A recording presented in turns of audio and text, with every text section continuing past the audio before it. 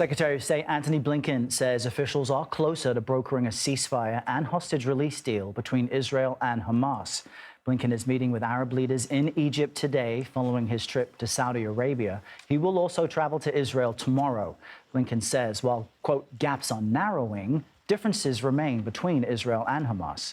BBC News correspondent Mark Lowen joins us now from Jerusalem. Mark, what are some of the sticking points that need to be resolved at this stage?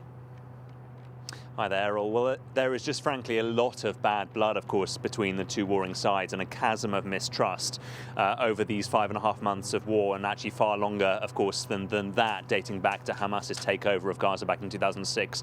So what we understand on the table is a deal in which there would be a ceasefire for about 6 weeks. There would be a release of around about 40 Israeli hostages in return for hundreds of Palestinian prisoners being released from Israeli jails. The identity of the Palestinian prisoners is one sticking point, with the Palestinians thought to be pushing for quite high-level prisoners to be released from Israeli jails, not just low-level criminals, but people who are accused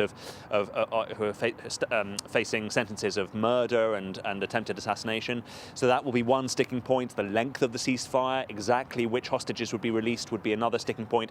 And frankly, we have been here time and time again over the last few weeks where we thought that a ceasefire was in the offing, only for it to collapse at the last minute. So even though Antony Blinken has said that the gaps are narrowing, I think nobody is holding their breath at the moment for an imminent breakthrough. And Mark, the Israeli government also says it's working on an evacuation plan for civilians in the southern Gaza city of Rafah.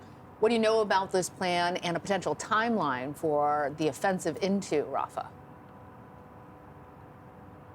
Well, Lana, Benjamin Netanyahu, Israel's prime minister, has said that an Israeli incursion into Rafah would take some time to achieve, and yet he said that he is determined to push on with that and that he has approved the operational plan for the invasion, saying that it is the only way of destroying Hamas battalions and achieving what he calls total victory. It is the last part of Gaza in which the Israeli ground troops have not been sent. Now, the huge worry is that about 1.5 million civilians are sheltering there, more than half the entire population of Gaza, and a range of Israel's international allies, at the forefront, the US, have warned against an Israeli incursion. Joe Biden spoke to Benjamin Netanyahu, their first conversation in a very difficult, acrimonious relationship in more than a month, a couple of days ago, and said it would be a mistake for Israel to send the army in there, and has summoned an Israeli delegation to the US to explain a proper evacuation plan.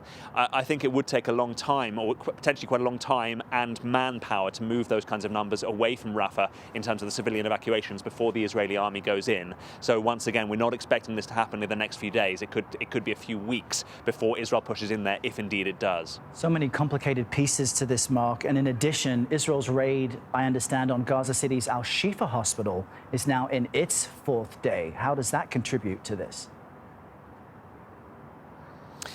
Yeah, the Israeli military says that they have killed another 50 Hamas terrorists, in their words, in the last 24 hours, taking the total number of Hamas gunmen killed in Al-Shifa to 140 since the raid was launched 3 days ago. Remember, Al-Shifa is Gaza's largest hospital. It was raided by the Israeli military back in November, who stormed the hospital, accusing it of being a Hamas command center, and then posting pictures and videos that purportedly showed tunnels underneath the hospital and weapons stored inside, which the Israeli military said justified their claim that Hamas was using medical facilities to attack Israel. Hamas has always denied that.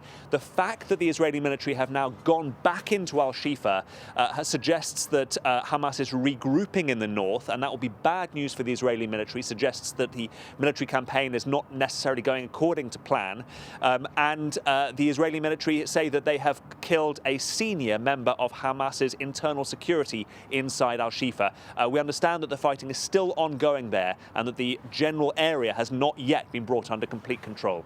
All right, Mark Lowen bringing us the latest from Jerusalem. Thank you.